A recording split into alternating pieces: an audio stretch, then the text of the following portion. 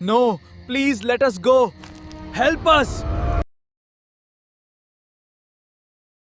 ভিডিওটি ভালো লাগলে অবশ্যই লাইক করুন। লক্ষণপুর গ্রামটা দিনের বেলায় যেমন শান্ত, রাত নামলেই তেমন রহস্যময় হয়ে ওঠে। গ্রামের শেষ প্রান্তেই একটা পুরনো বটগাছ। লোকজন বলে সেখানে নাকি নিশিঘোর নামে এক অদ্ভুত ছায়া ঘোরে। কেউ ঠিক জানে না সেটা কি, কিন্তু রাতে কেউ ওই দিকটায় যেতে সাহস পায় না। শান্তনু আর সৌভিক এইসব কথাই খুব একটা বিশ্বাস করত না। একদিন সন্ধ্যায় তারা মাঠের ধারে বসে গল্প করছিল। শোন, সবাই এত ভয় পায় কেন বুঝি না। আজ রাতে গিয়ে দেখি না কি আছে ওখানে। চল, তবে সাবধানে যাব। কিছু অদ্ভুত লাগলে সঙ্গে সঙ্গে ফিরে আসব। শোন, সবাই এত ভয় পায় কেন বুঝি না। আজ রাতে গিয়ে দেখি না কি আছে ওখানে। তুই ঠিকই বলছিস, ভয় পেলে তো সত্যিটা কখনো জানা যাবে না। চল, তবে সাবধানে যাব। কিছু অদ্ভুত লাগলে সঙ্গে সঙ্গে ফিরে আসব।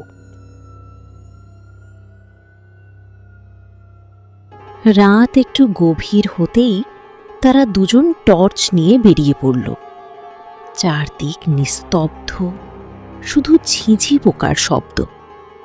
আকাশে আধখানা চাঁদ, তার আলোয় বটগাছটা দূর থেকে আরো ভয়ঙ্কর লাগছিল।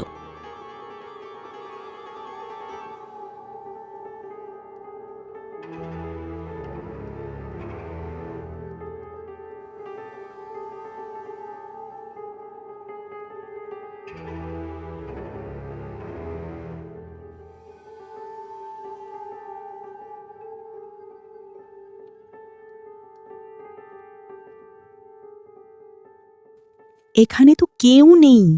অনেকক্ষণ আমরা দাঁড়িয়ে আছি, কিছুই দেখতে পাচ্ছি না। চল এবার বাড়ি পালাই। ভূত বলে কিছু হয় না। বাড়ি চল, বাড়ি গিয়ে সবাইকে বলবো। কিছুই নেই এখানে। No, please let us go. Help us.